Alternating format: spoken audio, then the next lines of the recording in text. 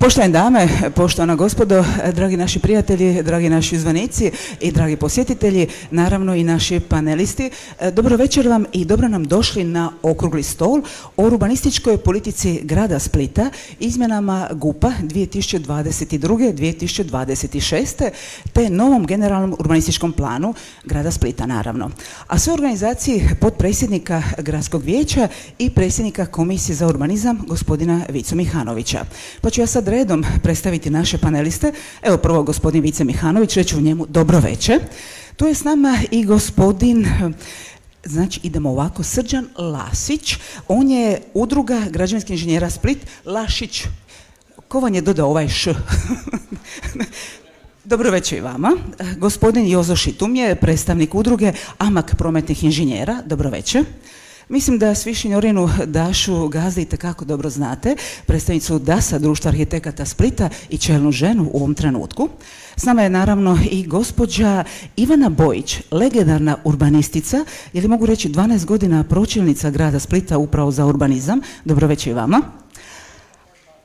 A sada gospodin koji je uvijek kriv za sve, gospodin Teo Vojković, pročelnik Upravnog odjela za prostorno planiranje, uređenje i zaštitu okoliša grada Splita. Gospodin Vojković, je li ovo dobra najava? Sasvim sigurno da nije dobra najava, ja nikad nisam kriv. Evo, čuli smo i to, dobro večer. A sad ćemo čuti što to večeras želimo svi znati, želimo svi na neki način raspraviti, doznati o čemu se radi, s tim da ovdje s nama je dosta osoba iz javnog života grada Splita, a poglavito s velikim zadovoljstvom ću pozdraviti našeg gradonačelnika, gospodina Ivicu Puljka. Dobro večer i vama. Svima još jednom ugodno druženje na našem okruglom stolu, a gospodina Vicu Mihanovića ću zamoliti za uvodnu riječ, ipak je on glavni organizator cijele priče. Idemo vidjeti kako ćemo i sa ovom našom raspravom, sa našim okruglim stolom poboljšati još više naš grad. Izvolite, gospodin Mihanović. Hvala Sandra, evo rekao je gospodin Vojković da nikad nije kriv, možda je večeras prilika da bude kriv po prvi put. Evo ja se isto pridružujem pozdravima, evo prije svega pozdravljam gradonačelnika gospodina Puljka, pozdravljam evo sve sudionike okruglog stola i ujedno se zahvaljujem vašem odazivu i pristanku da sudjelujete večeras u ovoj našoj raspravi. Isto tako evo pozdravljam i vas sve u publici koji ste evo pokazali interese, odazvali se. Ima puno tu ljudi koji su ljudi od struke, ima i poduzetnika, vidim tako evo hvala vam, vidim da je sve puno, stvarno sam evo istinski oduševljen i motiviran kad vidim ovakav odaziv, naravno pozdravljam i predstavnike medija. Dakle, moja inicijativa je bila bazirana na tome da večeras pokušamo malo prodiskutirati o urbanističkoj politici grada Splita. Ja osobno smatram i vjerujem da svi ovdje dijelimo to mišljenje da je to jedan od gorućih, ako ne i najvažnija tema i problem grada Splita, budući da imamo, evo sad sam provjerio kod gospođe Bojić, imamo dakle GUP i prostorni plan koji je star evo 17 godina, donešen krajem 2005. stupio na snagu početkom 2006. Tako da ja mislim da mu je čak i u materijalu pisalo da mu je rok trajanja 15 godina. To sam negdje primijetio, evo dakle i formalno mu je istekao rok trajanja. Tako da sam smatrao da evo i ujedno kao predsjednik Komisije za urbanizam u gradu Splitu da je ovo iznimno aktualna tema, da je moramo dodatno aktualizirati, raspraviti i pokušati izaći večeras s nekakvim zaključcima koji će naš grad gurnuti naprijed, da tako kažem, koji će naš grad otključati, otvoriti ga, dakle ne samo za, to smo već pokrenuli, javne projekte, nego i za privatne inicijative, poduzetničke inicijative, tako da evo da pokažemo i pokušamo i nastojimo dakle pokazati da je naš grad otvoren ne samo za građane grada Splita, već i za sve investitore koji kad se odluče uložiti u naš grad da osjećaju da su tu dobrodošli, a prostorno-planska dokumentacija je s obzirom na starost i samih dokumenata je dakle osnovni preduvjet. Evo da ja ne dužim samom uvodu, evo još se jednom svima skupa zahvaljujem. Hvala lijepo. Hvala gospodinu Mihanoviću, a ja ću prvo krenuti sa gospodinom Vojkovićem. Zašto, iz kog razloga uvijek tako neka fama oko generalnog urbanističkog plana, zašto toliko dugo mi konkretno u Splitu čekamo na taj važan dokument koji uvijek kaže treba biti razvojni za sam grad? On je pokretač svega. Dakle, ja bih pozdravio sve prisutne i izuzetno mi je zadovoljstvo što je ova tema, kako je gospodin Mihanović i rekao, od izuzetnog značaja za razvoj grada privukla ovakav interes i ja bih odmah odgovorio na to pitanje voditeljici da ja u stvari ne znam zašto se toliko dugo čeka na donošenje novog GUP-a. Ja samo znam da gospodin gradonačelnik odmah nakon što su uspostavljene promjene u organizaciji upravnog odjela kojeg sam sada na čelu je dao uputu stručnim službama da pripremi ovaj dokument koji se zove Urbanistička politika grada Splita od 2021. do 2026. što smo mi u stručnoj službi napravili, formirali dakle jedan plan aktivnosti i mjera koje bi trebale dovesti do usvajanja novog GUP-a 2026. što bi trebalo u stvari proizvesti konačno učinak da se prostor grada Splita kao najvažnijeg resursa gradskoga na neki način popravi u odnosu na današnje stanje. Ta urbanistička politika za ovaj period od 2021. do 2026. mogla bi se sažeti u 4 bitne točke. To je koordinacija, stručna provedba, prioritetne aktivnosti i participativni model koji bi trebao dovesti u konačnici do usvajanja GUP-a 2026. godine. Koordinaciju provedbe ove urbanističke politike provodi tijelo na čelu kojeg je naravno gradonačelnik, a u tom koordinacijskom tijelu su zamjenici gradonačelnika, resorni pročelnik, ravnatelj buduće, odnosno ne buduće nego budući ravnatelj javne ustanove Zavod za prostorno uređenje grada Splita, predsjednik gradskog vijeća i predsjednik komisije za urbanizam.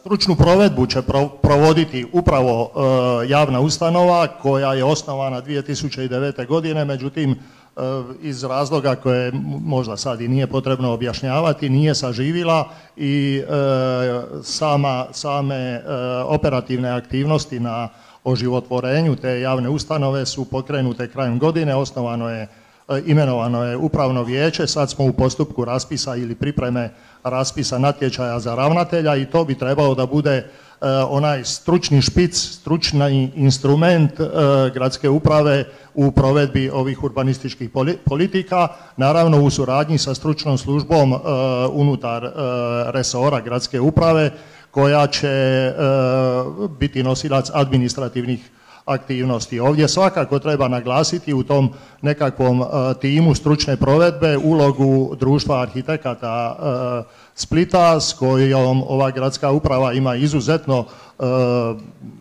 uspješnu suradnju i upravo na pripremi ove urbanističke politike smo stalno provodili konzultacije i na neki način usaglasili sve ove provedbene postupke i utvrdili plan aktivnosti.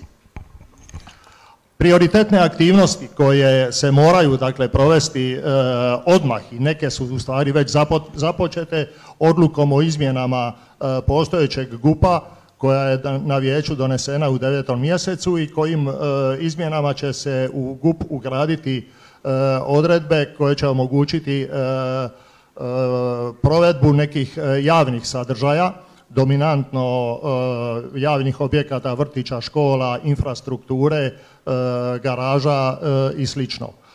Nakon toga idemo paralelno sa pripremom drugih izmjena GUP-a koje će biti izmjene koje idu po pozivu zainteresiranim gospodarstvenicima, građanima, grupama građana, tako da i kroz ovaj GUP, jer naravno do 2026. je ipak relativno dalek period, se omoguće neki zahvati u prostoru koji će doprinijeti razvoju grada.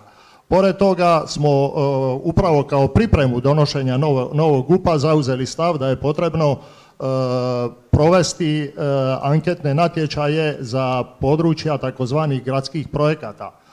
Oni koji poznaju ovu problematiku, a ja vjerujem da i ovaj materijal koji je objavljen javno prije 2 mjeseca su svi prisutni proučili, znaju da na području grada Splita po postojećem GUP-u je bilo proglašeno 11 gradskih projekata, od kojih je u stvari 8 nerealiziranih. To su gradski projekti Istočna obala, Kopilica, Stari Hajdukov plac, gradski projekt Poljud, ne dom mladeži, nego igralište nogometnog kluba Split, Dujlovo, Meje i sportski centar na Kamenu. Dakle, svi su ti gradski projekti nerealizirani i stav je da se kroz anketne natječaje, kako se radi o važnim područjima grada Splita, zato su i definirani kao gradski projekti, da je potrebno da kroz anketne natječaje ispitamo mogućnosti realizacije tih zahvata, odnosno da se preispitaju odredbe koje bi omogućile razvoj tih zahvata. Pročelniče, hvala vam za ovaj uvod. Idemo sada dalje, poslije ćemo vas pitati i detalje. Ja bih sad pitala gospođu Bojić, samo dodajte mikrofon, molim vas. Cijeli svoj radni vijek ste praktički u stvaranju ovog važnog dokumenta kao što je generalni urbanistički plan. Zašto ovako dugo čekamo? Vi ste ga napravili 2005. Punih 17 godina čekamo za novi razvoj. Pozdravljam najprije sve prisutne. Samo malo bliže mikrofon, molim vas. Htjela bih reći sljedeće, da sam izuzetno sretna kao urbanist koji radi planove od 1975. godine, vjerojatno se pola ove sale nije ni rodilo onda. Radila sam u Urbanističkom zavodu Dalmacije i dakle cijeli svoj vijek se bavim izradom planova, u procedurama donošenja planova i provedbi planova. Dakle, na neki način imam iskustva sa različitih aspekata vezano za prostorno planiranje. Kao što znate, i u propisima ranije, a i u sadašnjem propisu, Zakonu o prostornom uređenju, je određeno da je prostorno planiranje jedan kontinuirani proces. Nikakvog razloga nema da se iz jedne izmjene ne ide u drugu izmjenu. Međutim, nažalost, u Splitu to nije bio takav slučaj. Da li je razlog tome nepostojanje jedne institucije? Naime, 1991. godine se ugasio, nažalost, Urbanistički zavod Dalmacije, odakle je potekao i veliki broj urbanista koji su onda osnovali privatne firme i 1994. godine je tadašnje poglavarstvo grada Splita predložilo i gradsko vijeće donijelo odluku o formiranju zavoda. Taj zavod je formiran pa jedno vrijeme egzistirao kao zavod. Neki od tih ljudi su još uvijek u urbanističkim službama u Banovini. Zatim je postao služba za urbanizam i s vremenom se ugasio, a ti ljudi su postali sastavni dio upravnog odjela. Nakon toga, s obzirom da grad nije imao svoju instituciju, grad je putem natječaja povjeravao izradu planova preko javne nabave. Uglavnom su se javljali timovi koji su nastali od nekadašnjeg Urbanističkog zavoda Dalmacije i oni su izrađivali planove. Proces donošenja planova u Splitu je zaista mukotrpan i naslijeđen je bio plan prostorni i generalni prije 90. godina. On se postepeno mijenjao. Ti planovi su donošeni i prostorni i generalni plan za područje nekadašnje općine Split. Općina Split je nekad činio je prostor današnjeg grada Splita, grada Solina, grada Kaštela, općine Lečevica, općine Klis, Muć, Dugopolje, Podstrana. Znači cijeli ovaj bazen Kaštelanskog zaljeva? Da. Temeljem novih propisa donešenih nakon 90. godina, grad Split je nekoliko puta mijenjao važeće planove, a zatim je pristupio izradi novog prostornog i generalnog urbanističkog plana. Ja sam danas pronašla jedan dokument, upravo kao što i sada se pokušava, i to je hvale vrijedno, da grad oslanja se na stručne institucije, na struku grada, na društvo arhitekata. 2000. godine je tadašnje društvo arhitekata imalo raspravu u samom početku izrade novog prostornog i generalnog plana Splita. Moderator je bio gospodin Ante Kuzmanić, nadam se da je tu. Trebalo je vremena dok se pripreme, jer je bio izrađivan veliki broj studija za promet, konzervatorske studije, studije sociološke i tako dalje. I 2005. godine je donešen u 11. mjesecu prostorni i nakon toga generalni urbanistički plan. Nažalost, nakon toga, od prosinca 2005. do danas, prostorni plan grada Splita nije mijenjan, osim jedna manja izmjena prije godinu, 2 dana za... Po vašem iskustvu zbog čega? U čemu je problem? Kažete da bi trebalo raditi svakodnevno, praktički izmjene i dopune. Ima gradova i općina koji kontinuirano rade, završe jednu izmjenu i krenu s drugom. Ja bih cijenjeni skup uputila da pogledaju stranice javne ustanove Zavoda za prostorno uređenje Županije Splitsko-dalmatinske, na kojoj su pobrojani svi prostorni planovi svih jedinica lokalne samouprave na području Splita i na području Splitsko-dalmatinske županije. I nažalost, osim Ciste Provo, nijedna druga nema od tih godina izmjenu, pa je po mom mišljenju sramotno da grad Split do danas nije napravio ni jedne jedine izmjene prostornog plana. Gospođo Bojić, hvala vam za sada, pa ćemo nastaviti dalje, ali međutim, evo sad nova aktualna vlast gradska je napravila urbanističku politiku grada Splita 21-26 i kako je već najavljeno, uglavnom su sve prepustili struci. Gospođo Gazde, upravo vama kao društvo arhitekata, od vas očekujemo sada svi pravi pomak. Povjerenje ste dobili, idemo sad raditi. Kao što je gospođa Bojić rekla, ja nisam bila rođena 75. pa ne znam, ali ništa se nije promijenilo i ona je to puno bolje zna od mene. Mislim da je struci u Splitu stvarno više dosta toga da se ništa ne događa. To što smo rekli, slažemo se svi da se GUP je jedan živi organizam koji treba unapređivati svake godine. To se kod nas ne događa. I da bi mi mogli normalno raditi kao arhitekti, da bi grad mogao funkcionirati normalno, mora biti updatean taj dokument. I mora imati sve što je potrebno jednom suvremenom gradu. Ne možemo očekivati od dokumenta koji je star 17 godina da to ima. Tako da Po vama zašto zaziremo uopće tih promjena? Kako je vaše iskustvo? Prostorno planiranje je užasno kompliciran proces jer obuhvaća jako puno poslova u toku izrade. To je, ja bih se usudila reći, puno kompliciranije od samog projektiranja kuće.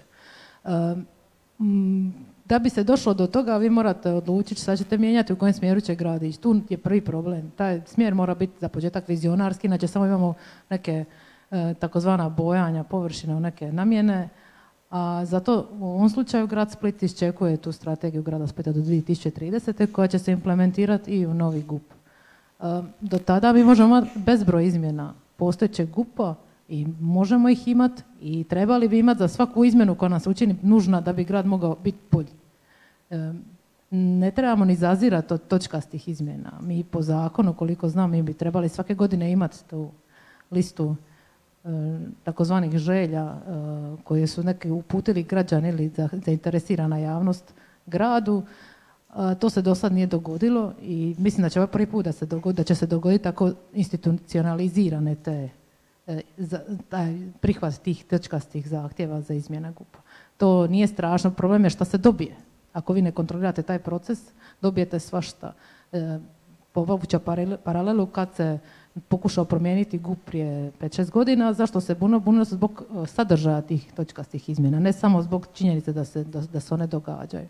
Isto tako, mi u društvu smo, kad nas je grad zamolio za pomoć, naravno da smo pristali, jer ne možete se buniti protiv nečega ako ste zamoljeni za pomoć, a odbili ste sudjelovati u tome. I dakle god smo na istoj strani, a još uvijek jesmo i bit ćemo, mi ćemo biti tu za pomoć.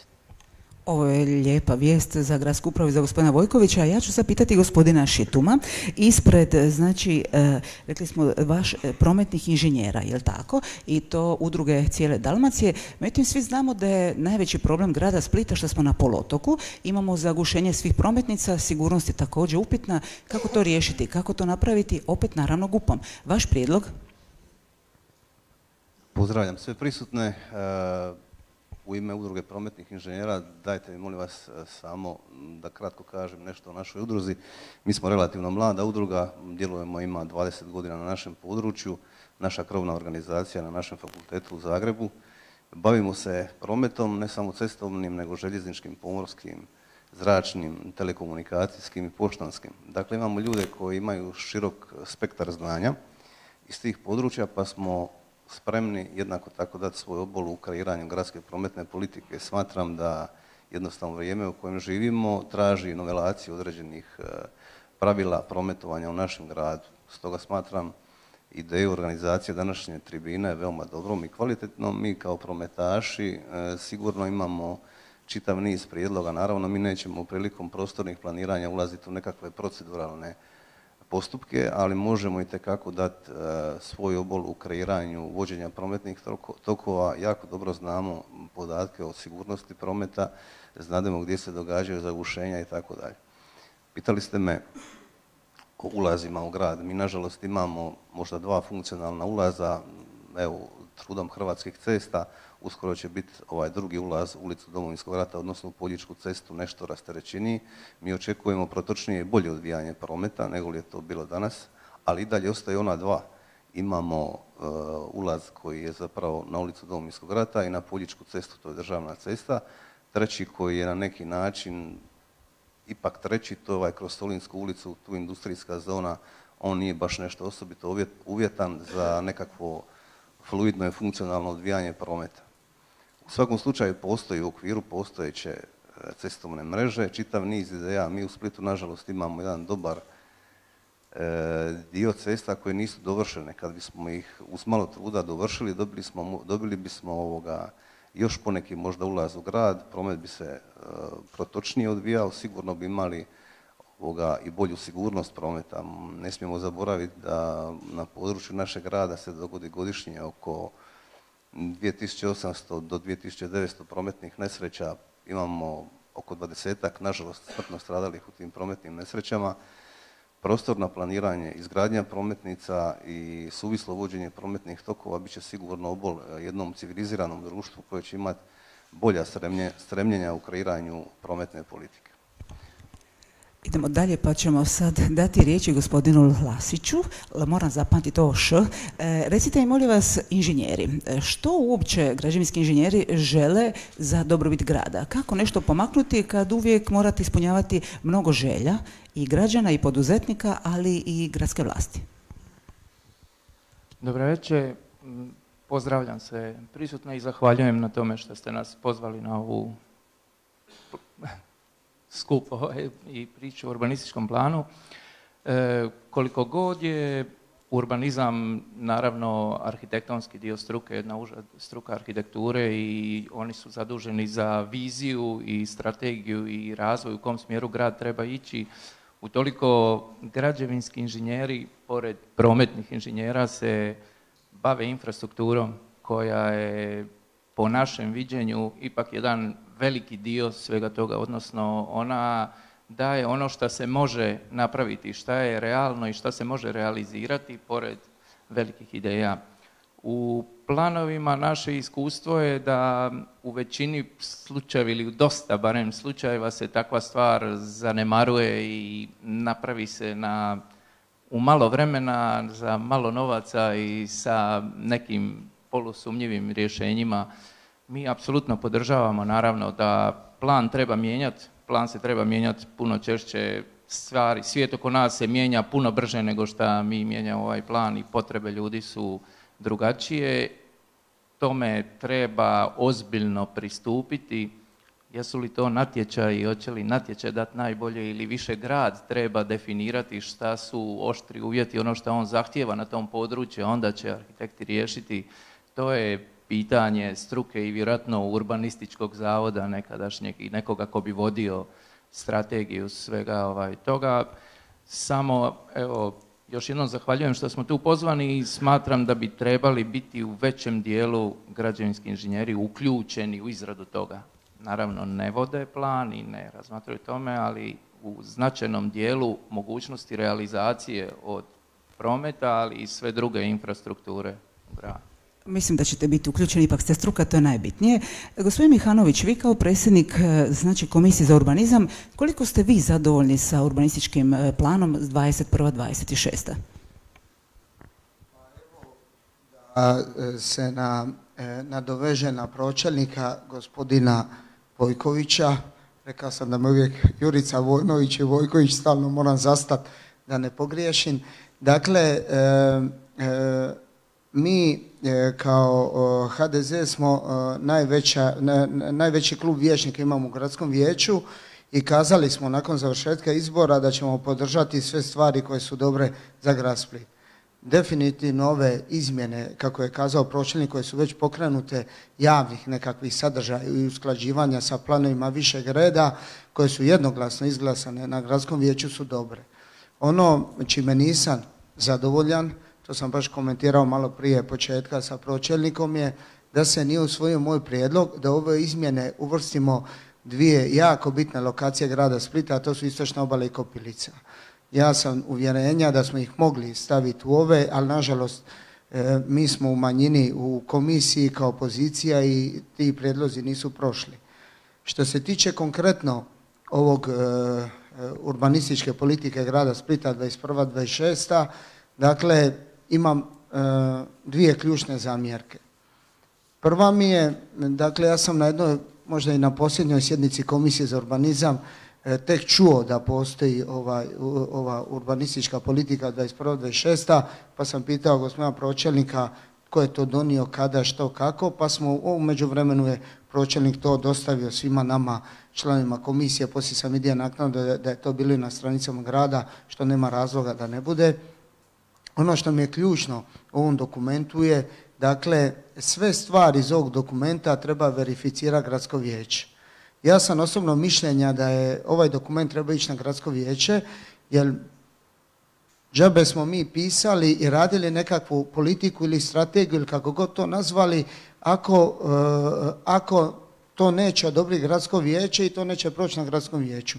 Imali smo slučaj prije dvije vlasti prethodne, ja sam bio na tom javnoj raspravi dole u Časničkom domu Lori, dakle gradonačelnik Baldasar je neku više ili manje sličnu priču doveo do kraja, na kraju vijeće nije podržalo i sve je na neki način palo u vodu, sve je propalo, u međuvremeno vrijeme učinilo sve, pitanje koliko je to više ta dokumentacija atraktivna. Ono drugo što mi posebno smeta, dakle, ja sam u kampanji govorio i gradonačelnik Puljak je govorio, svi smo isto govorili de facto po pitanju urbanističke politike grada Splita, jer to je, svi smo svjesni uvodno što sam kazao, koji je to problem, koji je to značaj za grad Split i tu je definitivno bio konsenzus i u izbornoj kampanji u kojoj se svašta govori. Dakle, svi smo se zalagali za to da ćemo pokrenuti odmah nakon završetka izbora, kogod pobjedi, dakle, ove izmjene GUP-a i prostornog plana, izmjene i dopune za ove javne sadržaje, ali da ćemo jednako tako odmah pokrenuti donošenje, dakle, cjelovitog novog GUP-a i prostornog plana. Ja sam, dok sam se pripremao za tu izbornu kampanju, sam razgovarao na desetke stručnjaka, bio sam u svim ovim udrugama, sa svima sam razgovarao, jer to nije moja struka, da što više naučim. I dakle, moja ideja je bila da se odmah, dakle, po završetku izbora, da se formira jedno tijelo koje će raditi na programu natječaja za izrađivače novog GUP-a i prostornog plana. Moja ideja je bila da u tom tijelu budu predstavnici svih strukovnih udruženja, stručnih službi grada, sveučilišta, konzervatora i tako dalje, da to bude jedan širok spektar ljudi, tako da dobijemo najbolji program natječaja. S druge strane mi je ideja bila da se paralelno mogu pokrenuti natječaje i početi izrađivati studije koje su kao podloge bitne izrađivačima novog prostornog plana i GUP-a. To su prije svega prometna. Moglo se u ovih 10 mjeseci nove vlasti pokrenuti brojanje prometa i čak i završiti studija. To su ove demografske, sociološke, ekološke, konzervatorske i tako dalje. Je li to znači da ste protiv točkastih izmjena ili ste za? Da, ja sam apsolutno protiv točkastih izmjena, jer one ponovno otvaraju priču zašto netko može, a netko ne može. I ponovno ćemo doći onaj začarani krug u kojem smo bili, ne znam kad je to bilo u Časničkom domu prije nekih 10 godina, jel? 16. Dakle, evo koliko je to, 6 godina. Dakle, bojim se da a pogotovo što ovaj dokument nije došao na gradsko vijeće. Da on došao na gradsko vijeće, mi bi svi vijećnici na gradskom vijeću raspravili i čulo bi se kako ko razmišlja. Ima li uopće taj smjer većinu u gradskom vijeću? Ja sam mišljenja da nema. Dakle, ja sam za jedno cjelovito rješenje GUP-a i prostornog plana, ali ono što želim ukazati, dakle, odstupili smo od onog što smo govorili, da ćemo na neki način paralelno krenuti ovim smjerom i siguran sam da smo nakon 10 mjeseci mogli imati izabrane izrađivače cjelovitog GUP-a i prostornog plana i pripremljene podloge koje su njima osnov da se upuste u taj posao. Hvala gospodin Mihanović. Gospodin Vojković, idem odmah vas kao pročelnika pitati, je li to bilo moguće? Jesmo li izgubili 10 mjeseci ili nismo? Ili smo nešto pripremili ipak za GUP 2026. Nismo izgubili 10 mjeseci jer upravo ovaj akcijski plan kojega zovemo urbanistička politika grada Splita od 21. do 26. je rađen, kako sam rekao, odmah nakon što su promjene u ovom upravnom tijelu se dogodile. Pripremljena je taj plan aktivnosti koji podrazumijeva i pripremu studija. To je, kad ste me prekinuli, upravo sam trebao završiti na neki način popis tih prioritetnih aktivnosti koje smo utvrdili da je potrebno napraviti prije nego se pristupi izmjenama GUP-a, a to je izrada posebnih studija, konzervatorskih, demografskih i na prvom mjestu naravno prometna studija kao posebni dokument i koji naravno traži odgovarajuće analitike koje će prethoditi izradi studije i upravo radi toga je gradonačelnik u periodu od zadnjih mjesec i pol dana priprema organizaciju jednog akcijskog tima, specijaliziranog akcijskog tima koji će se baviti upravo problematikom prometa i to problematikom prometa na razini rješavanja neuralgičnih svakodnevnih problema u prometu, ali i pripremom nekakvih strateških i analiza i studija za promet u širem području grada i naravno pripremom studije koja će onda biti jedna od podloga za izradu novog GUP-a koji će se bazirati na tim studijama, na anketnim natječajima za ove bitne gradske projekte, na strategiji grada koja u međuvremenu će vjerojatno biti usvojena u nekakvom razumnom periodu i nakon toga uz uključivanje strukovnih udruga, već sam spomenuo odličnu suradnju sa DAS-om koja je već započela, svakako u taj proces pripreme GUP-a imamo namjeru uključiti i udrugu građevinskih inženjera, sveučilište svakako kao važnog partnera, medije, nevladine udruge, mjesne kotareve, tako da u tom jednom širokoj paleti učesnika svih zainteresiranih učesnika u tom procesu će se pokrenuti izrada GUP-a. Ta očekivanja da se GUP može donijeti u roku od godinu, 2 dana nisu realna. Mislim, pogledajmo kroz povijest, iako ja baš i ne volim puno se baviti poviješću, radije budućnošću i utvrđivanje nekakvih mjera kako da dođemo do boljih rezultata, ali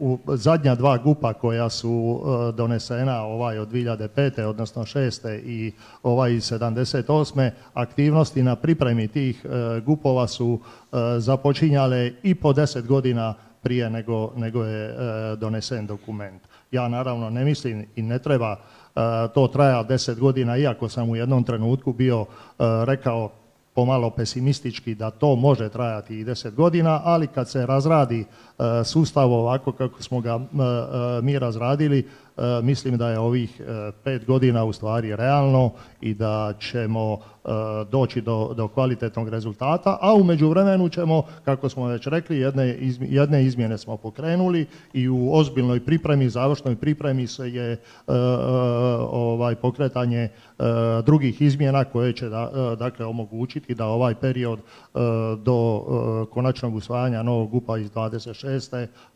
grad dobije određeni zamašnjak u razvoju i omogućavanju događanja nekih važnih zahvata.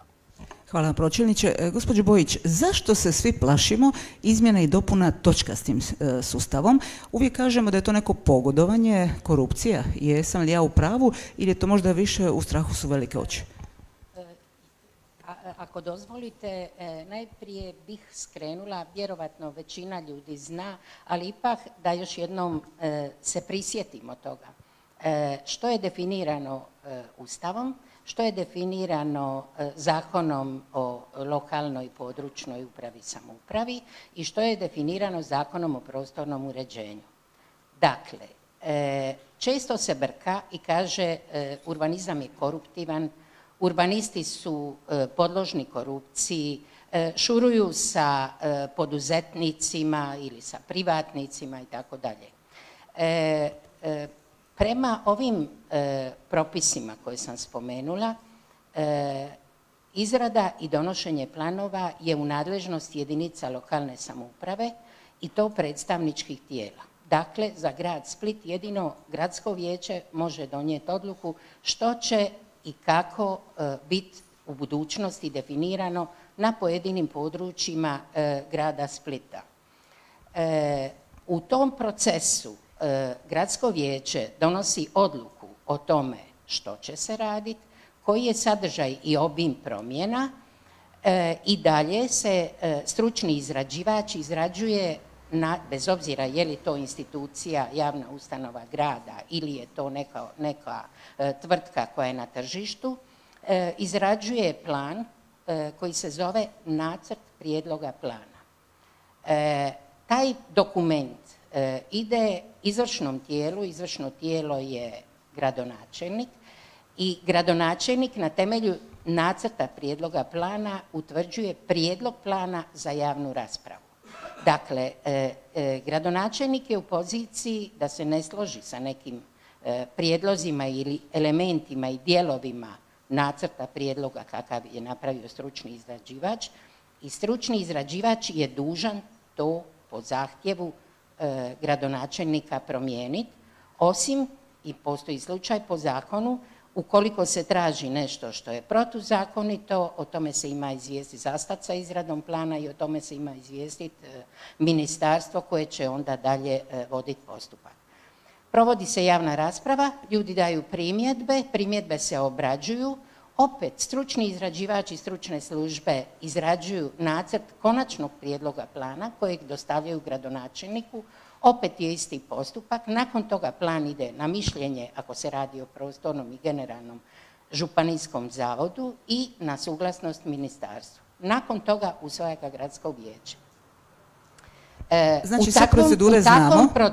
U takvom procesu stručni izrađivač, bez obzira je li to zavod grada, zavod županije ili neka privatna tvrtka, ne može provoditi svoje želje, postupke, niti provoditi koruptivne aktivnosti, naravno ako ih ne prepozna nositelj izrade plana, a to je grad. Zadnje izmjene koje nisu usvojene, radile su ih 3 splitske tvrtke, znate na koji način su rađene? Ljudi su iz stručne službe grada su popisale sve zahtjeve građana, nekih 700-800 zahtjeva građana koji su pristigli u zadnjih 10-ak godina prije toga, obradili sve zahtjeve, o tome informirali gradsko vijeće, bila je posebna tematska sjednica gradskog vijeća, kao i zahtjevi poduzetnika. Gradsko vijeće je odobrilo koje izmjene će se uvrstiti, a koje ne. I stručni izrađivači su dobili popis tih izmjena i na taj način proveli postupak uključujući javni uvid. Naravno, na kraju javnost je, kako bi rekla, dovedena u zabludu da se radi o koruptivnom planu. Neke elemente koje gradsko vijeće je možda imalo protiv jer je mislilo da ne zaslužuju ući u izmjene tog planskog dokumenta, su mogle biti izbačene. Tako da za očekivati je da će isti proces, svi smo mi ljudi, da će isti proces da slijedi i u ovom postupku, ali ono što sam htjela reći da ovi prijedlozi po kojima se odlučuje da se stručne službe u suradnji sa društvom arhitekata pristupaju izradi ozbiljnih dokumenata i anketnih studija za područja važnih dijelova grada, Kopilica, Istočna obala i tako dalje, gdje je tu gradsko vijeće, gdje je tu predstavničko tijelo koje po zakonu odlučuje je li to ide ili ne ide. Bio je proveden natječaj urbanističko-arhitektonski za Istočnu obalu, potrošeno je i za pripreme i za izradu programa dosta sredstava, taj postupak nije bio okončan. Dakle, mislim da treba voditi računa da se u procesu izrade planova sasluša struka, ali odluku donosi politika. I o tome treba voditi računa i o svim ovim koracima i ove korake s tim usaglasiti. Još samo nešto, ne znam hoću li poslije dobiti riječ, grad Split čini 8 naselja. Mi cijelo vrijeme govorimo samo o problemima 3 naselja, to je Split, Stobreć i Kamen. Ostalih 5 naselja kao i da i nisu dijelovi grada, ne prikazuju se na pojedinim prikazima. Slatine, Žrnovnica, Sitno Gornje, Sitno Donje, koga sam još zaboravila, su također građani Splita. Oni jesu u manjini, ali oni imaju svoje potrebe. Zar oni trebaju čekati 2006. godinu da se izmijeni prostorni plan, kako je to u ovoj strategiji navedeno, da bi se neki njihovi zahtjevi poslije od 2005. do danas promijenili? Evo, gospođe Bojić, imamo već odgovor od gospođe Gazde.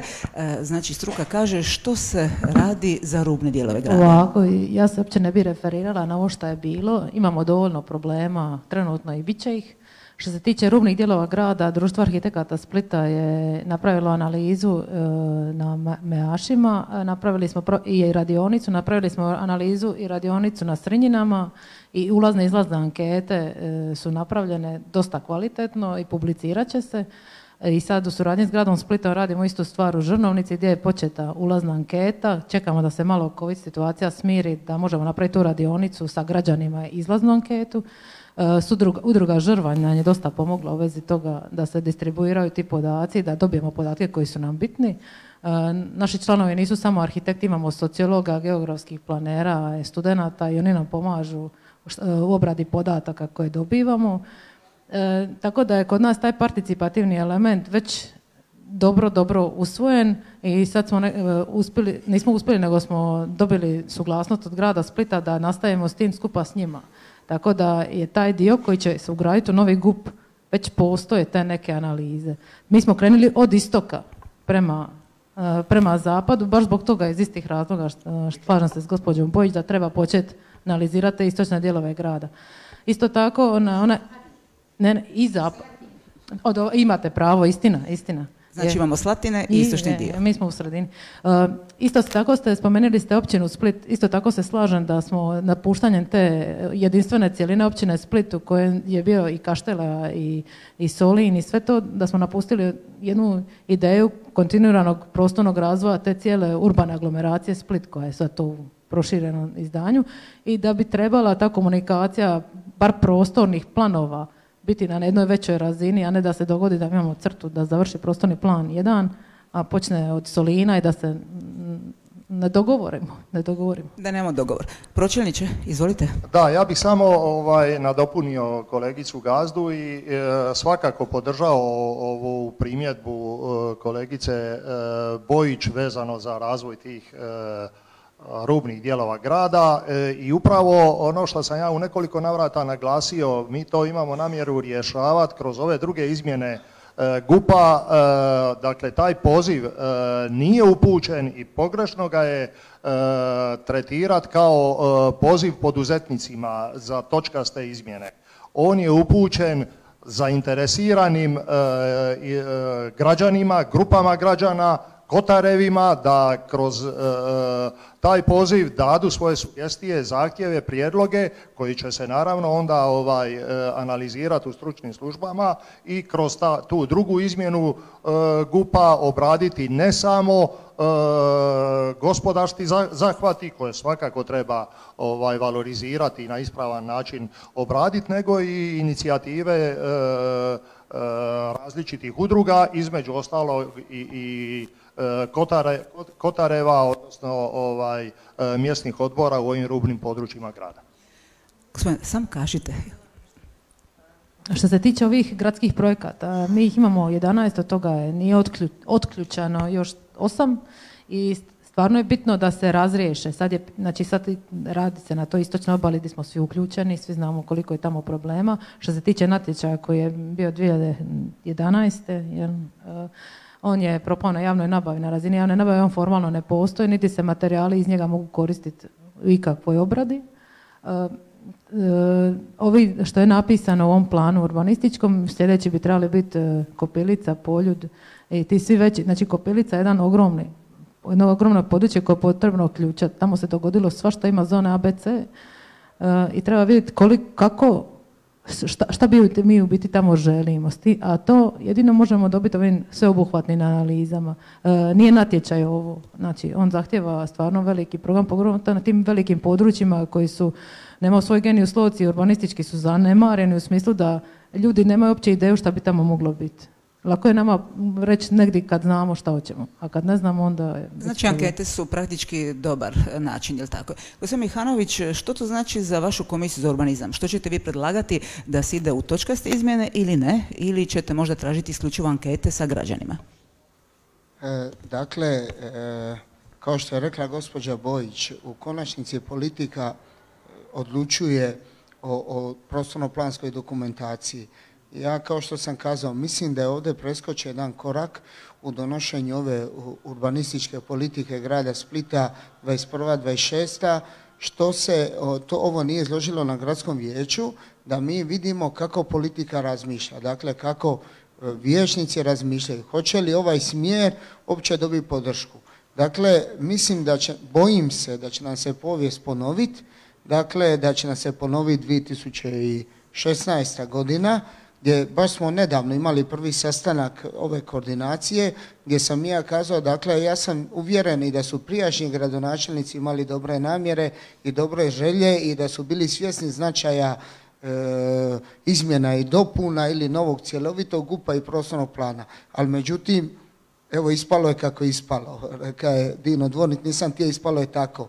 I bojim se da će nam se dogoditi da smo preskočili prvi korak, da je ovo trebalo doći na gradsko vijeće, da se politika izjasni je li za ovaj smjer. Što se tiče, dakle, ovih točkastih izmjena, ja sam bio svjedok te javne rasprave u Časničkom domu, dakle, to su bile jako teške riječi, to je bilo mučno za gledat. Dakle, evo kao što je kazala gospođa Bojić, sve su procedure i tada ispoštivane, prikupile su se, ne znam, zahtjevi, obradili, išlo na gradsko vijeće, vratilo se, sve je bilo zadovoljeno. Međutim, ja se sjećam te mučne rasprave, to je bila dvorana puna kao i večeras, samo što je malo veća od ove, i to je bilo svega. To je bilo teških riječi, optužbi, da ja sad ne citiram pojedine ljude koji danas potpuno suprotno govore. A tada su se koristile riječi, ne znam, prostorni kriminal, genocid ili ne znam što. Dakle, tada to nije valjalo, a sada valja.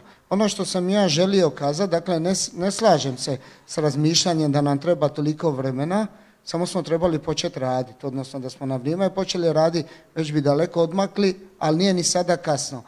Koliko se ja sjećam, za vrijeme gradonačelnika Baldasara, to je sve skupa trajalo do tog javnog uvida nešto oko 2 godine. Otprilike 2 godine i sve su bile i nekakve studije i svi su procesi zadovoljeni i došlo se do javne rasprave, na kraju do gradskog vijeća, ali nažalost to što je rekla gospođa Bojić, politika nije podržala. Dakle, ja se ne slažem da treba toliko vrijeme, ali ponovno naglašavam. Dakle, trebala je biti ideja da ne izgubimo ovih 10 mjeseci, trebali smo dakle, formirati to jedno tijelo, da se ne ponavljam, koje je trebalo raditi na programu natječaja za izrađivače i paralelno raditi studije. I ja odgovorno tvrdim da smo nakon 10 mjeseci mogli imati odabrane izrađivače cjelovitog novog GUP-a i prostornog plana. Ali nije ni sad kasno, samo treba početi raditi. Pitaćemo to poslije gradonačelnika. Gospođo Gazde, kažite.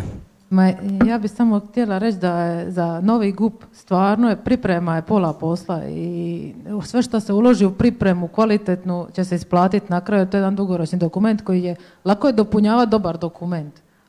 Teško je dopunjavati nešto što nije dobro, kad morate ostaviti samo jednu rečenicu da sve ostalo mijenja to. Grad je dosta dobro pristupio, morate razumjeti da smo i mi dosta zahtjevna publika, arhitekti kao mi, da smo dosta zahtjevna publika, da smo dosta tražili da se postave neke stvari transparentno i da se radi na taj participativnosti, tako da, a na kraju opet se svede sve na politiku. Znači, mi pričamo o jednoj afirmaciji struke kroz urbanizam, a onda se na kraju svete to da se ne slože u gradskom vijeću i onda da to ne izglasa, a može biti najbolji na svijetu.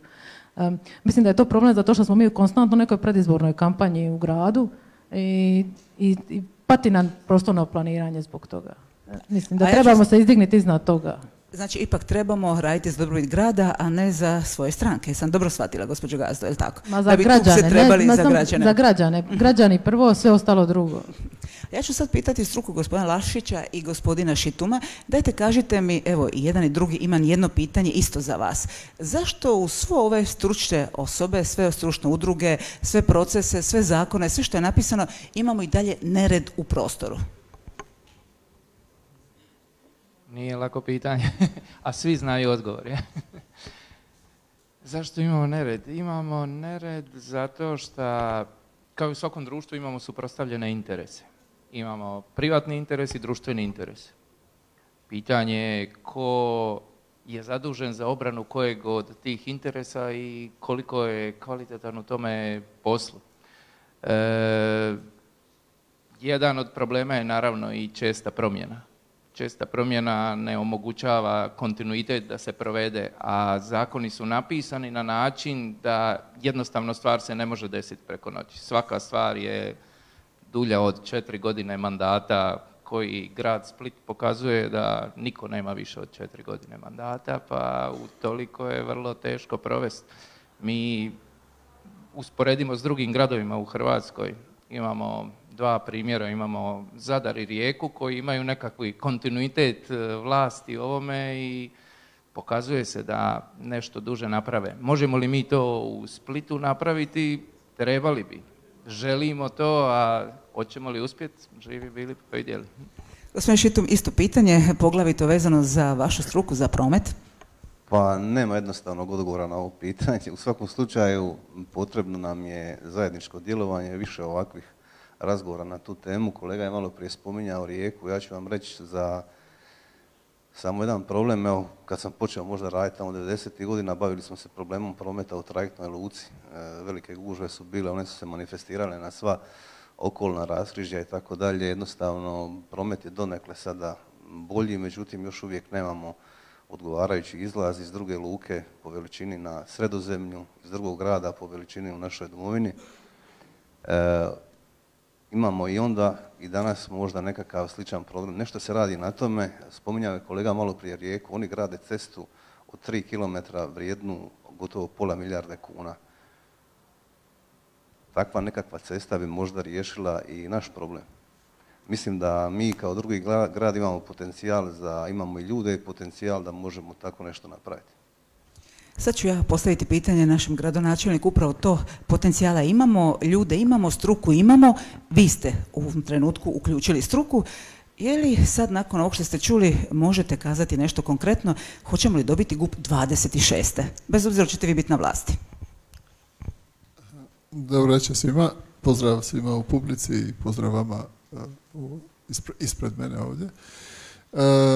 Da, ja mislim da je ovo realno, da zaista imamo novi GUP 2026. Mi smo, kad smo planirali ovu politiku, onda smo zaista htjeli biti realni, nismo htjeli biti populisti, jer populizam je nešto što izjeda cijelo naše društvo. I kad smo razgovarali sa strukom, cijela struka je bila u biti suglasna s time. Ja sam kao političar mislio, i ja sam to i govorio u kampanji, to ćemo mi napraviti godinu, 2 dana. Pa sam, kad sam došao na vlast, onda sam malo detaljnije o tom prodiskutirao s ljudima, rekli su ljudima, ne može to tako, to vam između, ne znam, 5 i 10 godina. Mi smo stavili 5 kao optimist, ja sam optimist kao čovjek, pa ja mislim zaista da se to može dogoditi u 5 godina. Mi smo počeli na tome raditi praktički od prvog dana, mi smo sada pri kraju izrade programa za anketni natječaj za istočnu obalu i tu smo pokazali, na primjer, da smo uključili sve. Uključili smo cijelu struku, apsolutno sve dijelove struke, imali smo i diskusije na fakultetu građevinarstva i arhitekture i geodezije i zatim smo uključili građane i nevladine organizacije i udruge i medije i sve ostalo kroz fokus grupe i tako dalje.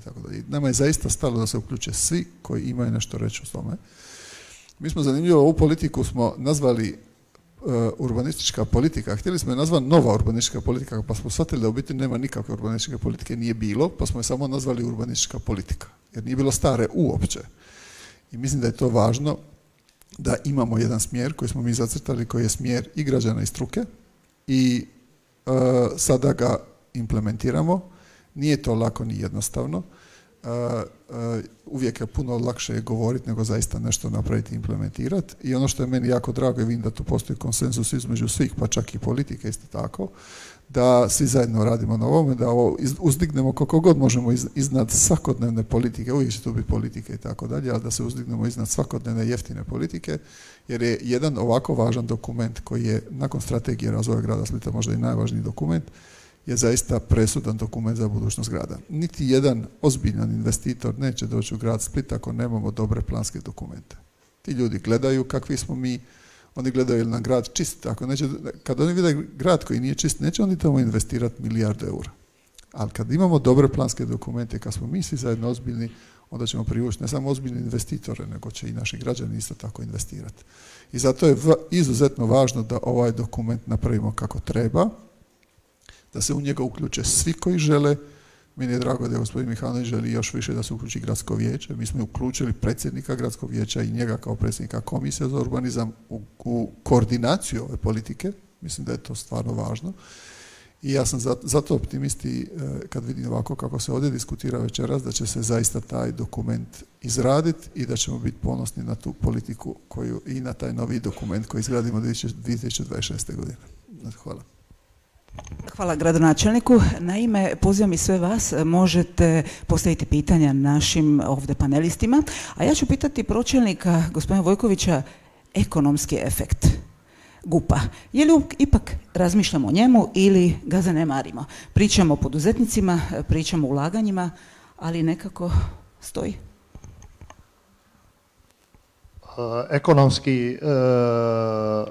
Ekonomska komponenta svakog prostornog plana je izuzetno važna i upravo radi toga i smo u razmišljanju ovih urbanističkih politika stavili na relativno visok stupanj prioriteta neposrednih aktivnosti. Tu drugu izmjenu GUP-a koja bi zaista bila upućena i gospodarstvenicima da sugeriraju svoje ideje, svoje projekte, da nam kroz taj poziv koji će biti objavljen u narednih nekoliko dana daju svoje prijedloge za poboljšanje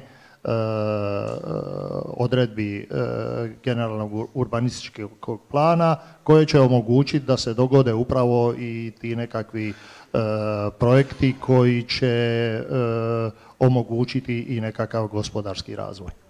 Hvala najljepše. Ima li možda pitanja? Svi ste zadovoljni sa GUP-om? Ovo što čekamo, ovaj dokument 17 godina. Ima li možda neke stručne sugestije? Gospodine Pejković? Ne, ostaćete tu. Gospodine Matković, vi ste ispred županije kao ravnatelj zavoda već donijeli prostorni plan. Koliko vam je bilo bitno, kako ste veća instanca, ova cijela priča da Split i dalje stoji na nečemu što je tek 2006. doneseno? Pozdrav svima, ja sam Petar Matković, ravnatelj Županijskog zavoda za prostorno uređenje. Kao županijski zavod mi imamo okvir u kojem djelujemo, naročito u ovom slučaju kad se radi o izmjenama i dopunama prostornih planova, znači jedinica lokalne samouprave. A jedna od djelatnosti u opisu našeg posla to je pružanje stručne i savjetodavne pomoći jedinicama lokalne samouprave. Ove dvije odluke koje je donio grad Split, one su donešene, znači donio ih je gradsko vijeće. Čitajući tu odluku o izradi plana, već su govornici kazali šta se sve tu mijenja. Ja mogu samo kazati, koristeći ovu svoju ovlast kao stručne savjetodavne pomoći što zavod ima, da prateći 55 jedinica lokalne samouprave kroz 20 godina, znači vodeći informacijski sustav prostornog uređenja, ja neću kazati da nije dobro ili da je dobro, ali donošenje jedne odluke, pa eventualno druge odluke dok prva nije završena, pa donošenje novog prostornog plana, kod tih jedinica lokalne samouprave nije polučilo dobre rezultate. Ja bih jedino ovdje svima postavio pitanje da mi neko odgovori šta znači novi GUP. Ja bih pokušao odgovoriti da je novi GUP nastaje u trenutku kad se mijenja zakonodavni okvir, to je bilo 70. godina, to je bilo 94. novi zakon o prostornom uređenju. Po meni, znači, kad se mijenja zakonodavni okvir, onda se radi, ajmo reći, novi GUP. Novi GUP to lipo zvuči, recimo, u našoj javnosti i ja isto često kažem novi prostorni plan županije, novi GUP i novi prostorni plan bilo koje jedinice lokalne samouprave, a drugi moment kad se donosi novi prostorni plan, kad se mijenjaju granice administrativnog područja. To je što je gospođa Bojić rekla, 2005. grad je Split od jedne velike općine došao do jedne male općine, do velikog grada i mijenjalo je svoju granicu i donosio novi prostorni plan. Još bi samo skrenio pozornost da malo se podaje pažnje prostornom planu grada Splita.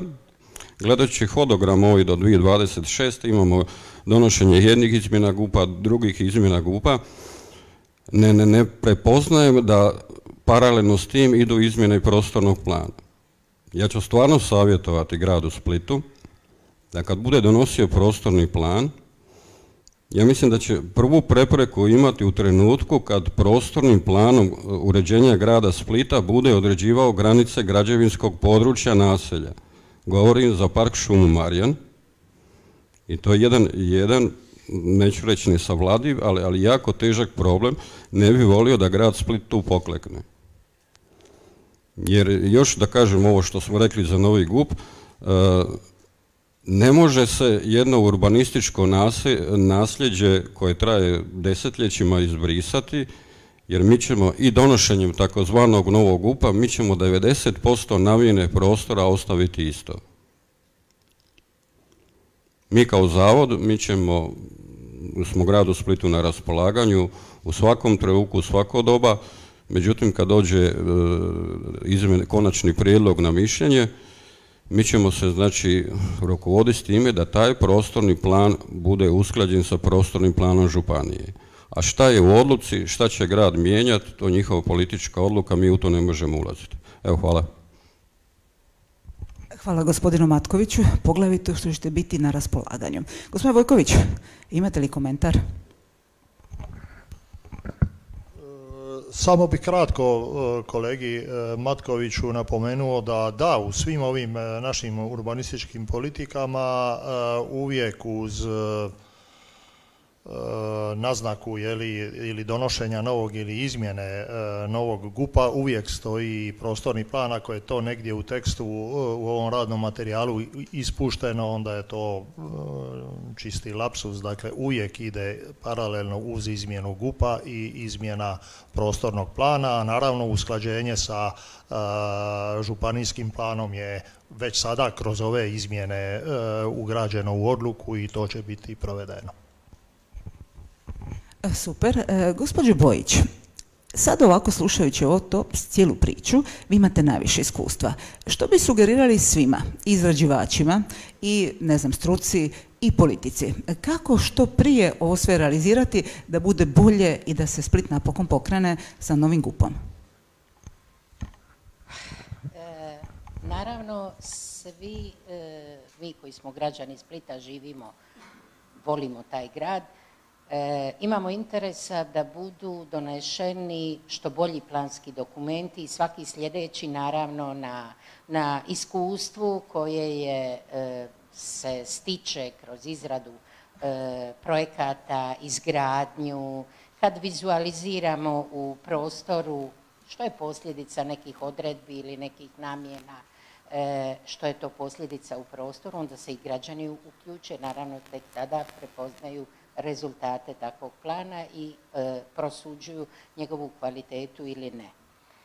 Moje mišljenje je da grad Split vremena za čekanje nema.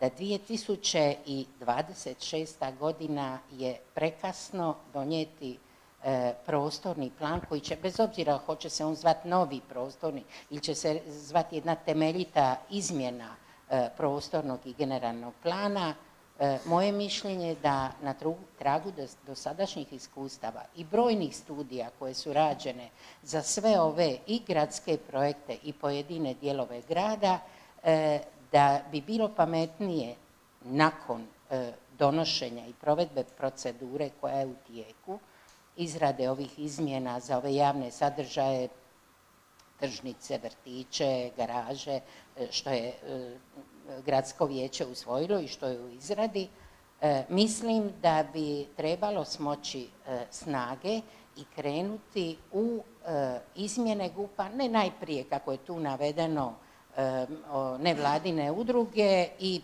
poduzetnici i 3 točkice, nego krenuti u izmjene GUP-a u skladu sa svim dosadašnjim saznanjima, problemima, izlaza iz trajektne luke, što je sad, evo kolega Matković je malo prije kazao, njima izmjena prostornog plana, bez obzira je li to ova ili sljedeća, ona mora biti usklađena sa županijskim planom. Županijski plan je definirao neke nove infrastrukturne zahvate, županijski plan se ne dira u dijelove grada, način organizacije, odredbe, katnosti i tako dalje, ali definiraju neke bitne infrastrukturne zahvate koji imaju utjecaja u prvom redu na prostor Kopilice, zatim imaju utjecaja na obalni prostor, na prostor u Špinutu i na Orišcu, odnosno Žnjanu, definiranje luka. Ja ne znam, kad se te stvari definiraju da bi bile usklađene sa županijskim planom koji je odredio kako za grad Split, tako i za grad Kaštela, odnosno na neki način posredno i za grad Solin, ovaj novi pravac izlaza prema autoputu, mostom, to je nešto što grad mora rješavati sada, a ne 2006. I oprostite, nije moje da kažem, ja sam struka, ali mislim definirati politiku i strategiju nekom ko tek treba biti izabran od strane građana, da to pomalo nije ni pristojno. Hvala vam, gospođo Bojić. Gospodin Mihanović, gospodin Vojković, hoćete vi? Evo, imam odgovor. Izvolite, pročelniče. Morao bi kolegici Ivani replicirati. Dakle, u 9. mjesecu je donesena odluka o izmjenama i prostornog plana i GUP-a, o izmjenama prostornog plana koji naravno podrazumijeva i usklađivanje sa županijskim planom. Prema tome, sve ovo o čemu je sada bilo rečeno je predmet upravo izmjena koje su u tijeku i u naš prostorni plan će biti ugrađene sve ove izmjene i koridori i luke, jedna, druga, treća, onako kako ih je županijski plan definirao. Prema tome, mi ćemo to kroz ovu izmjenu koja je već u tijeku riješiti, jer je to naravno ispravno. Potpuno podržavam tu primjedbu i to upravo i provodimo. Gospodin Mihanović? Da se ubrza?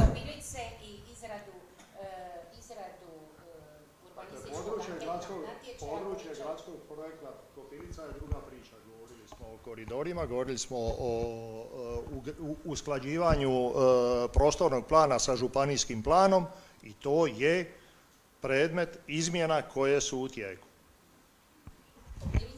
Gospodin Puljak, mislim da ste dobili novog stručnjaka. Luka Kopirica, ne govorimo o gradskom projektu. Županijski plan se zaista ne dira u odredbe gradskog projekta. Gospodo, nastavit ćemo to poslije. Ja bih sad pitala još gospodina Mihanovića, vaša vizija izlaska iz trajektne luke i novo naselje Korešnica. Pa evo, prije svega bi kazao da mi je drago da se malo zakuhalo, ja to volim pa ću i ja malo nadodat. Dakle, konstatacija da nešto govorimo u kampanji i misli smo nešto, a sam mislimo nešto drugo je jako neodgovorno i po meni neozbiljno. Što se tiče i ovih sad, da se nadoveže na ovu raspravu, dakle, ja smatram da su i ove javne izmjene koje su sad u tijeku su pomalo neambiciozne, dakle, nisu obuhvatile istočnu obalu i Kopilicu, koje svi ovdje spominjemo više puta i svi smo svjesni da su te lokacije nekako na redu i da su najbitnije i da su usko povezane. Dakle, tu vidim jednu neambicioznost i žao mi je što je naš prijedlog nije prošao. Što se tiče vremena koje je potrebno, ja se slažem sa gospođom Bojić, dakle da je po meni neozbiljno ulaziti u drugi mandat, dakle u 2026. godinu, to je neozbiljno. Evo kao što je kolega kazao, dakle to se i pokazalo na primjeru Splita da nije dobro, dakle nemamo taj kontinuitet i to je po meni neodgovorno. Dakle i sve skupa, dakle kao što sam kazao, fali ambiciju svemu tome. Ja smatram, kao što sam kazao, da smo trebali aktivnije se uključiti u ovaj projekt, u donošenje cjelovitog tog GUP-a i prostornog plana, a ono kao najveća zamjerka, dakle i moj apel je da ovo podhitno treba doći na gradsko vijeće, da osjetimo bilo politike, kako politika razmišlja, je li uopće ovaj smjer prihvatljiv. To su po meni nekakve ključne stvari. Što se tiče izlaza iz gradske luke, dakle ja sam u sklopu naše stranačke inicijative Dajmo ruke Splitu predstavio taj takozvani interventni izlaz iz gradske luke. Dakle, evo tu je bio i gospodin iz Hrvatskih cesta, ja sam pričao s njima, oni su voljni to financirati da bi se krenulo s tim projektom. Dakle, grad Split, Lučka uprava i Hrvatske ceste su platile idejni projekt tog interventnog izlaza iz gradske luke i na tome vidimo, nažalost, kako je to upitno ulaziti u sljedeći mandat, kako nemamo kontinuiteta, jer onaj grad Split prije, sada ovaj grad Split danas, ova vlast drugačije razmišlja i nije im prihvatljiva ta ideja. Dakle, ja mislim da je to loše. To je podrazumijevalo, dakle, da grad treba izmijeniti GUP da bi Hrvatske ceste predale na lokacijsku dozvolu i voljne su financirati. Građevinski fakultet je to radio, napravljena je simulacija prometa, dakle cijelom dužinom ulaze i izlaze iz gradske luke bi imali dvotračni promet i simulacija je pokazala da ona u potpunosti zadovoljava. Dakle, koja je moja ideja bila? Da sjednemo za stol, grad je tu ključan, da kaže krenit ću izmjene GUP-a, što može biti zeleno svjetlo za Hrvatske ceste da odmah krenu u projektiranje i daljnje korake. Dakle, sad, da ne govorim hipotetski, mi smo u neko dogledno vrijeme mogli imati taj ulaz koji uopće ne spriječava neko drugo trajnije rješenje u sklopu projekta Istočne obale, dakle jedno s drugim nije u koliziji, pogotovo što imamo priliku uzeti novce od države, grad ne bi koštalo ništa, a sad evo idemo, sad evo možda kolegica Daša da kaže, sad ako idemo sa kalendarom, idemo anketni urbanistički natječaj, pa nakon toga 99% izmjene GUP-a, pa nakon toga projektiranje, pa nakon toga natječaj za izvođenje, pa nakon toga izgradi. Na koliko smo došli? Na 10 godina? Nismo na 10. Na 8,5. Nismo, ali dakle, mora samo još jedna rečenica.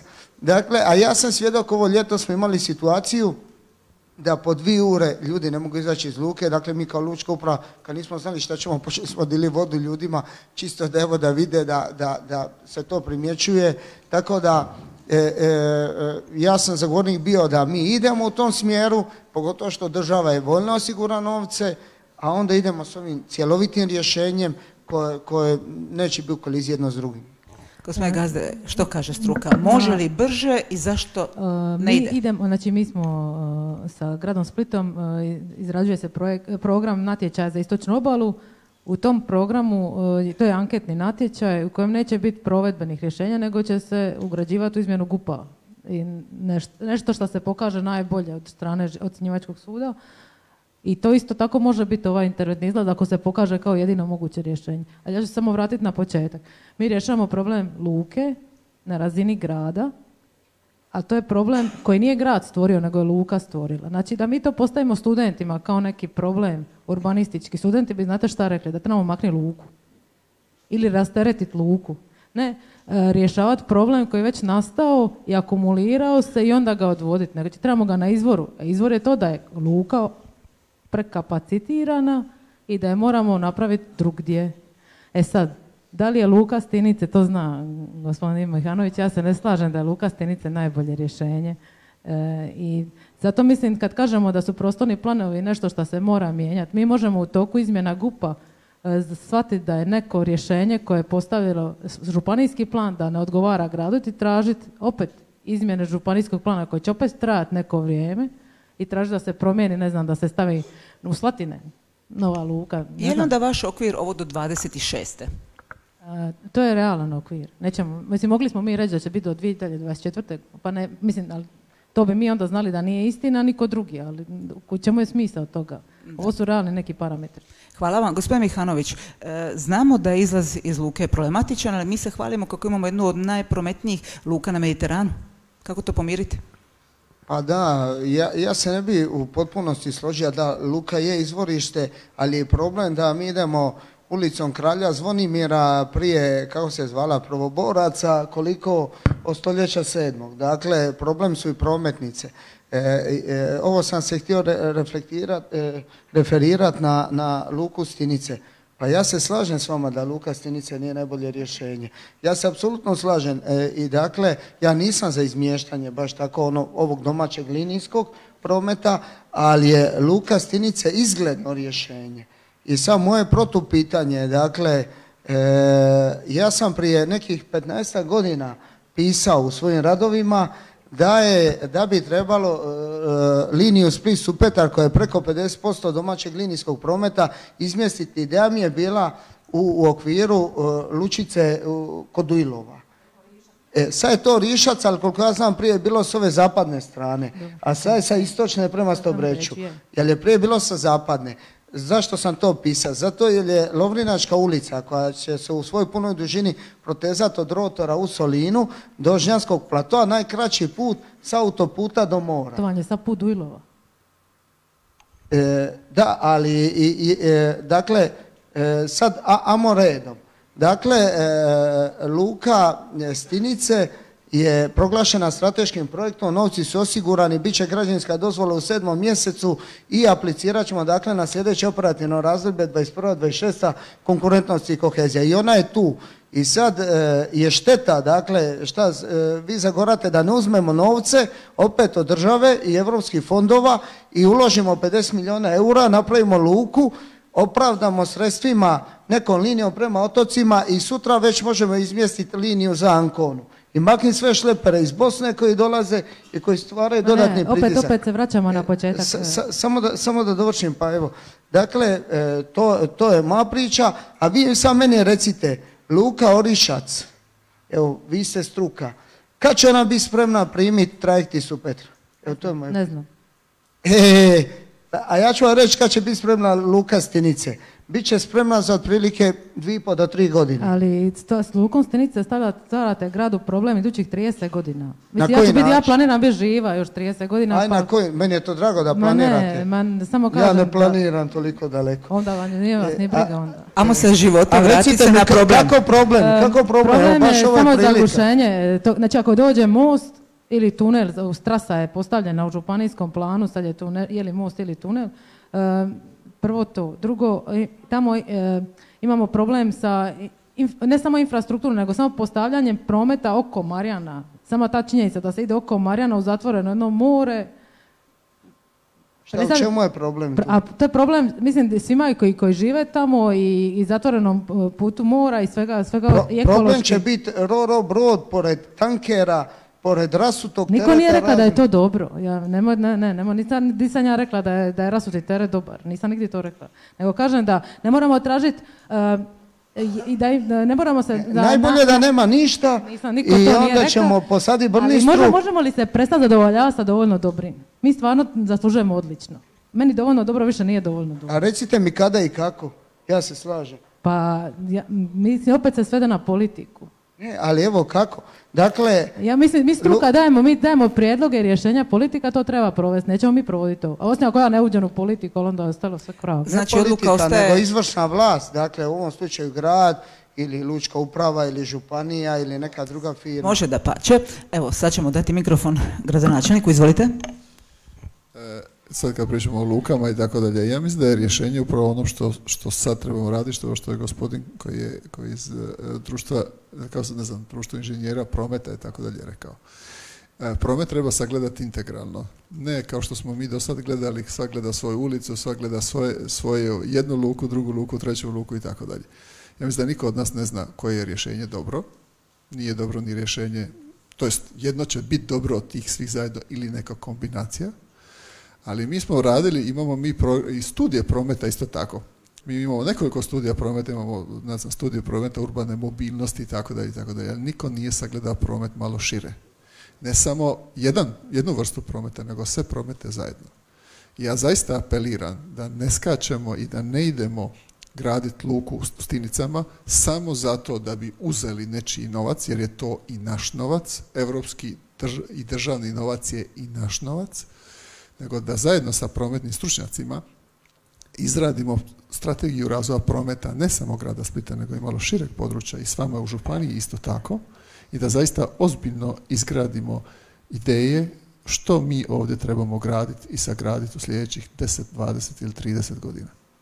A ovakav način na koji sada radimo, to zaista nije dobar način.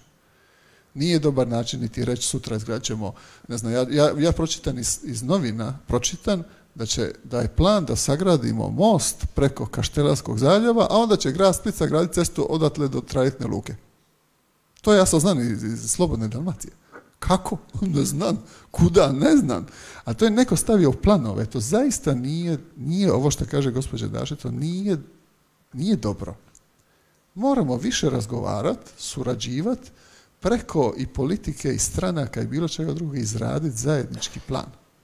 Ja zaista mislim, ja apeliram na sve, sačekajmo da mi ćemo oformiti ovu skupinu, pozvaćemo sve vas, prometnu skupinu, napravit ćemo i studije, nek to traje godinu, nek traje 2 godine, nema veze, nigdje neće ništa pobjeći sada, a da napokon izradimo jedan ozbiljan prometni plan, koji ćemo znati gdje će biti trajektna luka, jedna, više njih, ne znam nija koja kombinacija, sad neću govoriti, ja nemam ideje o tome, ja sam fizičar, nisam ja prometni stručnjak, ali će ljudi koji su stručnjaci o tome odlučiti.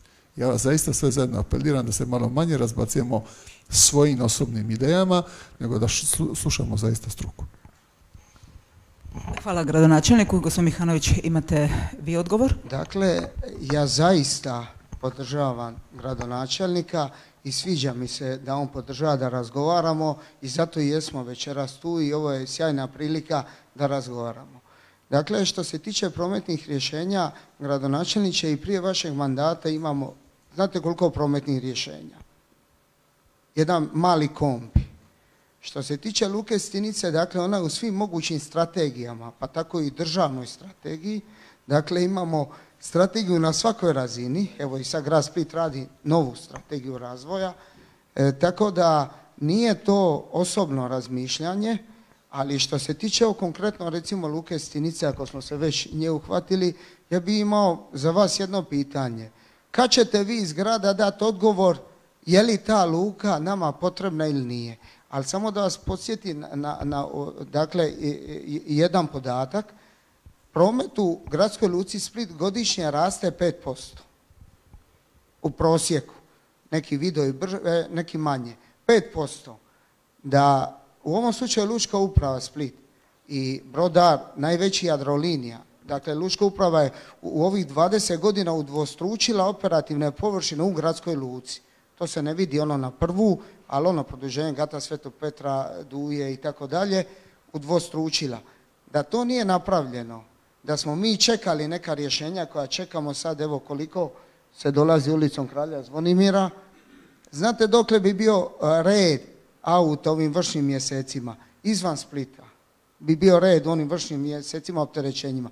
Dakle, moje pitanje, ja se slažem s vama da trebamo razgovarati, zato jesmo večeras ovdje, kad vi kao grad, ja sam bio i kod prošlog gradonačelnika, čim je postao kao Lučka uprava, rekli mi jesmo neovisni, ali evo idemo razgovarati, dio smo grada. Kad ćete vi dati odgovor da li da idemo s Lukom Stinice ili ne idemo? Jer dok mi razgovaramo i razmišljamo, drugi idu naprijed. Lučka uprava Zadar je uzela 70 milijuna kuna iz prošlog operativnog razdoblja i uređuje cijelu rivu oko poluotoka iz konkurentnosti i kohezije jer je promijenila odluku o osnivanju i proširila lučko područje. I uopće nije bio problem. Evo, to je moje pitanje. Kad vi kao grad možete dati odgovor da Luka Stinice ide ili ne ide? Ali vodite računa o vremenu, krenulo je novo operativno razdoblje, dok mi razgovaramo, drugi povlače sredstva i idu naprijed. Hvala na upitu. Gospodine Puljak, imate li odgovor? Kad ova skupina koju ćemo osnovati uskoro analizira i da svoj prijedlog i svoje rješenje. Hvala najljepše. Ako mogu pa ne bi dalje, ali vi ste 10 mjeseci na vlasti gradonačelniče, mi tek o skupini pričamo. Tek o skupini. Hvala gospodine Mihanoviću. Trebali imati sve skupine do sada. Gospođo Gazdi, izvolite. Ja bih samo rekla, znači vratila bi se opet na početak. Ja kao građanin, eto, igrom slučaja arhitekt, opet ću se vratiti na ovo da građanima, grad radimo građanima. Gospodin Mihanović je rekao, Lučka uprava je neovisna. To je jedan od velikih problema u gradu, što imamo te ustanove posvuda po gradu koje su neovisne i gradonačelnik zadnji sazna da mu most dolazi u grad. To je, mislim, kako se to može dogoditi ako je sve tako super funkcionira na razinama iznad naše? Ja ću opet ponoviti, znači arhitekti traže taj generalni urbanistički plan i prostorni plan uređenja grada, ali mi želimo raditi po detaljnom planu. Nama su UPU i na kraju bitni koji će izaći iz tih. Znači mi ćemo čekati još duže da se oni isfiltriraju iz toga jer su nam tih 50 i nešto planova nižeg reda koje imamo su isto dosta stari, da ne kaže nešto drugo. Gospodin Šitum, kao stručnjak vezan za promet, evo kažete, je li Luka Stinice dobro rješenje ili nije, ili možda idemo na Orišac?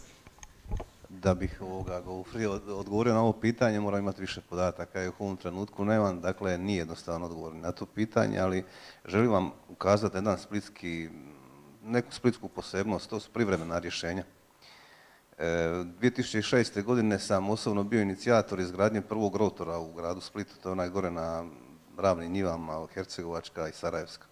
Mi smo ga tad zamislili kao privremeno rješenje, koje građevinar neka malo bolje pogleda, pa ćete vidjeti da on ima neprirodno visoke rubnjake, ima elemente koji su malo čudni, ali sve skupa je to trebalo biti demontažno. Dakle, da ispitamo njegovu funkcionalnost i da ga kasnije pretvorimo u neko trajno rješenje.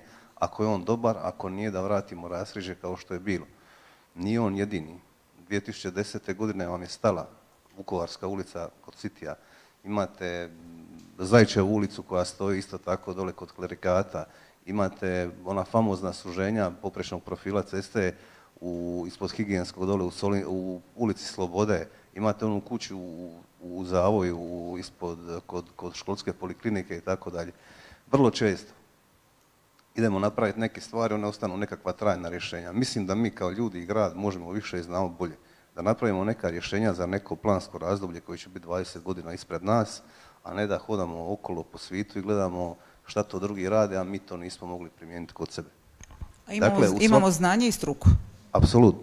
Imamo i politiku. Kako da to se spojiti? Politika treba imati kontinuitet, slušati struku. Rješenje za sve. Gospodin Lašić, znamo da inženjeri su vizionari uvijek jedno 20-30 godina unaprijed. Kako bi vi riješili grad Split, evo konkretno baš taj istočni dio, te periferne, ajmo reći, kvartove, kako bi vi to napravili da budemo još ljepši? Poluotok smo uništili. Ne slažem se da smo mi uništili poluotoke. Ja bi to korak po korak, čisto inženjerski. Svaki korak, nerealno je očekivati da ćemo u nekom kratkom roku doći do konačnih rješenja, ali bi svaki korak u putu do toga konačnog rješenja trebali napraviti konačnim. Mi dosta često imamo običaj uvijek kretati od nule. A puno stvari je unaprijed prije rečeno, kao što je kolega rekao, i napravljeno, i prometnih studija, i socioloških, i svakakvih. Pored toga mi imamo ograničenje poluotoka koje je fizičko ograničenje i mislim da mi pomalo dolazimo do toga da bi trebali odrediti šta su maksimalni kapaciteti uopće toga. I preko toga se ne možemo širiti na poluotoku i mora se smisliti nešto drugo. Ne možemo stalno dograđivati na tome istom. Ali mislim prvenstveno da je jedini način to da svaki od ovih koraka koji napravimo na osnovu konsenzusa. Dođemo do nečega što će se ljudi stvarno složiti i da čak i kad se jednog dana promijeni vlast, a uvijek će jednog dana doći do toga, da ne krenu protiv toga i rušiti to, nego da smo se svi složili da je to ono što gradu treba. I jedino tako ćemo doći, po meni, do nekoga konačnog rješenja koje bi bilo zadovoljavajuće. Nadamo se da ćemo se složiti. Publika, evo, ima pitanja. Ja ću doći do vas i dati vam mikrofon. I recite mi samo kome je pitanje upućeno. Nije pitanje, ne mora biti pitanje. Ja sam Neven Kulušić i ja bi bio presretan da ovdje dva čovjeka o kojima ovisi stvarno budućnost Splita, to je gospodin Puljak i gospodin Mihanović, urade u nešto što bi značilo za Split. To znači, ja nisam protiv luke Lora, jer ne znam ili ona treba biti tu ili ne treba. To znači, mi na 1,5 kilometra od grada, manje od, ne znam, 600-700 metara od kineskih zidova, zgrada koje nisu zaštita, imamo ogroman prostor, ogromnu luku Lora. To znači, da li to može postati gradski prostor ili da li urbanisti mogu računati na to. To je jako bitno. Druga stvar, kad se nastavljamo na Loru, imamo gospodarsku djelatnost na kojoj, ja mislim da je to svjetski rekord, postoji 60 firmi registrirani, od toga 45 aktivni sa istim imenom. To znači, ja ne znam status toga prostora i šta će s tim biti. To iduća stvar, kad idemo dalje put luke, ono što sam ja u pripremi današnjeg sastanka vidio, a to je da imamo gospodarsku tamo djelatnost toga koja je nevjerojatno mal prihod od te djelatnosti. To znači kako uopće u tom području stvoriti tako veliku djelatnost da opravda ta ulaganja. To znači, bez obzira nekad šta možemo dobiti, to znači ja imam 2 dječja krevetića kući pa ću ih pokloniti, ne znam, vamo ćete ih primiti u kuću, ne, mislim, moram opravdano to primiti. To je iduća stvar, ja nisam protiv nogometnih igrališta, ali ne znam da li znate koliko mi u 1,2 kvadratna kilometra, to znači od Grgura Ninskog, pa napravimo kružnicu od 1,5 kilometra, što je 4,7 kvadratna kilometra, pa četvrtinu te kružnice i mi imamo 9 nogometnih igrališta u centru grada. Kad bi bolje brojili i mjerili, možda bi bilo i 10. To znači, mi urbanistima i ovima, mi moramo otvoriti prostor. To znači, politika ovdje mora odraditi u interesu Splita, ali mislim da nemamo 2 važnija, bitnija čovjeka koji to mogu uraditi od gospodina Puljka i gospodina Mihanovića. Ja bih molio, ako mogu u tom pravcu uraditi za Split, i to je nešto što bi uradili više nego da su bili 5 mandata gradonačelnik i jedan i drugi. Hvala vam lijepa. Hvala gospodinu Kulušiću. Imate li komentar? Gospodin Puljak? Izvolite. Pa eto, radimo na tome, napravili smo urbanističku politiku u kojoj smo, evo, na prvoj kućici smo obojica uključeni. I sad ćemo raditi na tome da se to i realizira i ja tu ne vidim nikakav problem. Znači zajedno dalje za bolji Split, gospodin Mihanović. Evo, pokušat ću ja odgovoriti malo konkretnije. Što se tiče Lore, dakle, koliko ja znam, mi smo pokušavali, razgovarali, ona je uključena u planovima NATO saveza i to nije opcija da će ona uskoro izaći iz tog sustava. Što se tiče Stinice i Orišac, i Stinice i Orišac po meni, samo što su Stinice sutra, a Orišac ćemo vidjeti kad će biti. Škver, ne znam, Škver je sad tamo, ne znam kada je koncesija sa Div grupom, ja to istinski ne znam. Dakle, ja stvarno imam želju da mi napravimo to, da olakšamo život, da budemo dostupni, da radimo, evo, trudit ćemo se, ali ovo što je gradonačelnik rekao, jesmo u prvoj kućici, samo moj prijedlog je i jedan od ključnih zaključaka možda ovog okruglog stola večeras je da ovaj dokument što prije treba doći na gradsko vijeće, da dobije i taj politički legitimitet, da ne idemo u jednom smjeru, a da sutra vidimo da smo u biti bili, ne znam, na nekom lastiku, pa da će nas opet to vratiti unatrag. Evo, to je moj prijedlog i odgovor. Ima li još možda pitanja? Evo, doću do vas. Ili ako imate vi pitanje, je li tako? Hoćete doći samo, molim vas, malo bliže, da vam dam mikrofon, da vas svi čujemo. Evo, izvolite. Dobro večer svima. Ja se zovem Tomić Miroslav i ako mogu sist...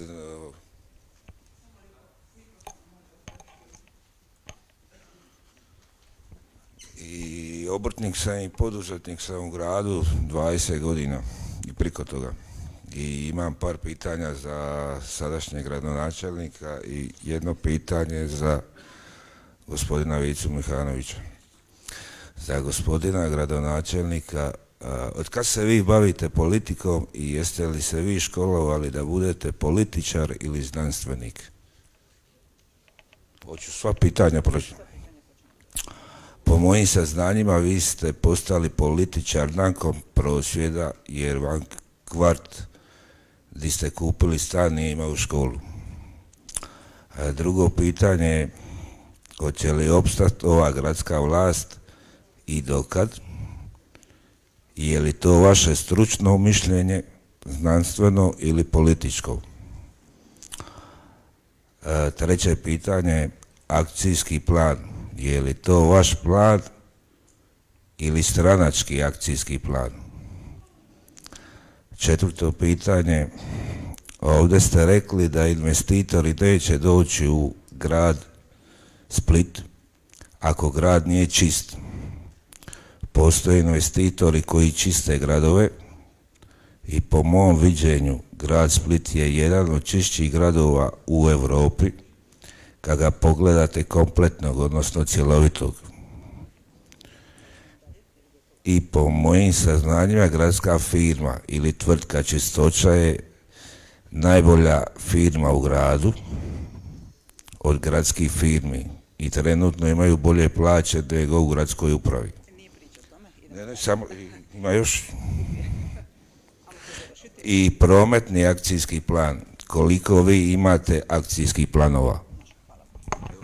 Evo, gospodine Puljak, čuli smo uglavnom ova pitanja su bila politički. Koliko ja znam, vas su izabrali građani. Je li imate odgovore na ovo?